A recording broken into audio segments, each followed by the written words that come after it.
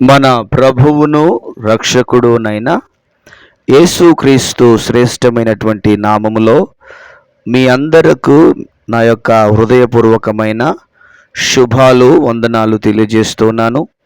ఈరోజు దేవుని యొక్క వాక్యము యెషయా గ్రంథం 44వ అధ్యాయం 24వ వచనాన్ని చదువుకుందాం.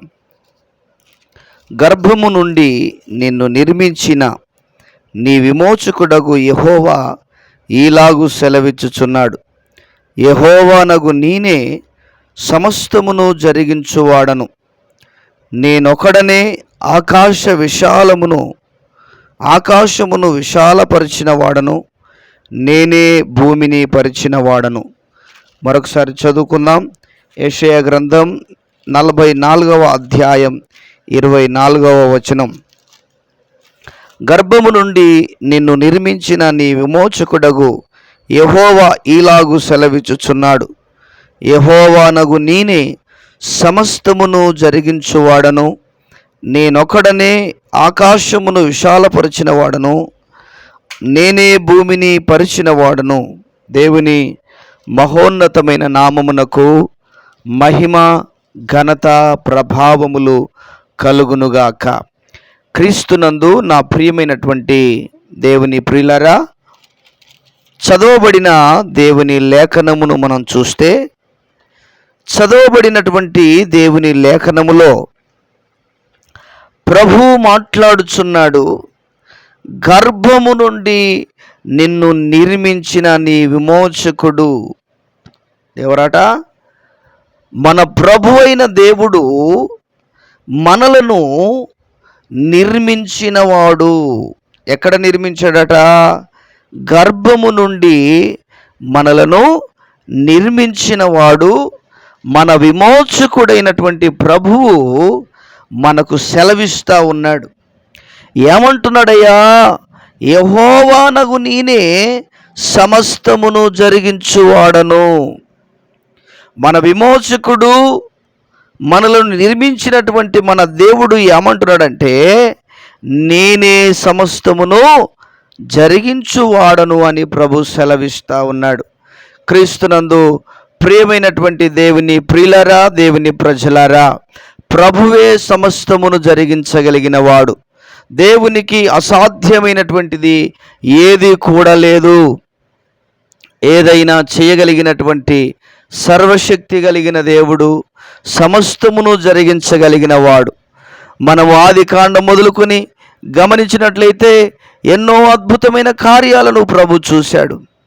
గర్భాలు మూయగలిగిన వాడు, గర్భాలు తెరవగలిగిన వాడు, ఎర్ర సముద్రమును పాయలుగా చేయగలిగిన వాడు, ఎర్ర సముద్రములో శత్రువులను ముంచివేయగలిగిన వాడు, బండలో నుండి నీటిని రప్పించగలిగిన వాడు, ఆకాశం నుండి ఆహారము కురిపించగలిగిన వాడు.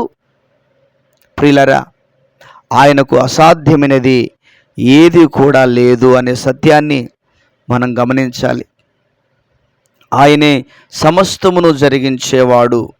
క్రీస్తునందు ప్రియమైన దేవుని బిడ్డలారా, అందుకనే మరొక చోట ఏమని ఉంటుంది అంటే, ఎవనిల్లైన ఒకని చేత కట్టబడుతుంది, కానీ సమస్తమును కట్టినవాడు దేవుడే అనే వాక్యము రాయబడింది.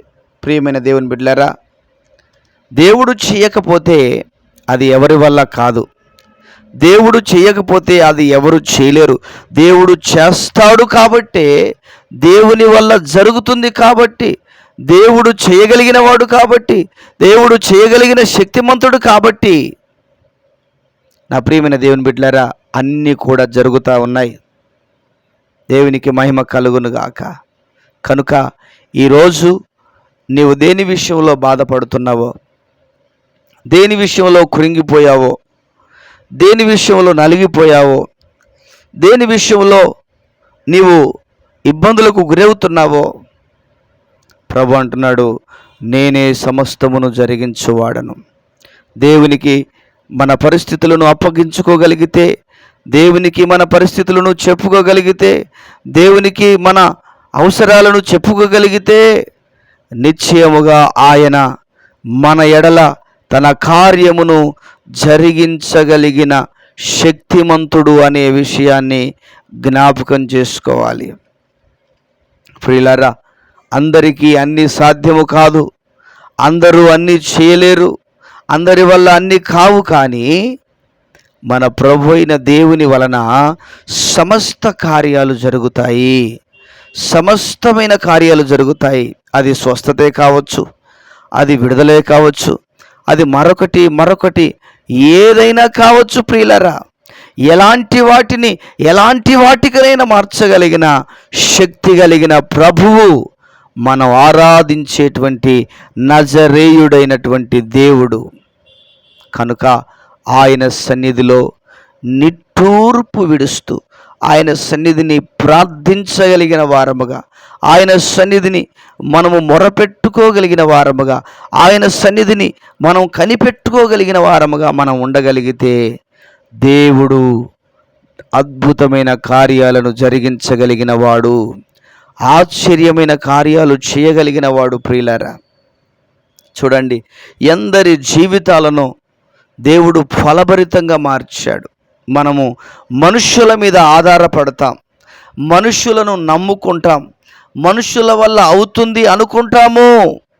కాదు, మొదటిగా దేవుని దగ్గరికి రావాలి, తర్వాత మనుషుల దగ్గరికి వెళ్ళాలి. దేవుని దగ్గర మనం కనిపెట్టాలి, దేవుని దగ్గర వేడుకోవాలి, దేవుణ్ణి మనము అడగాలి.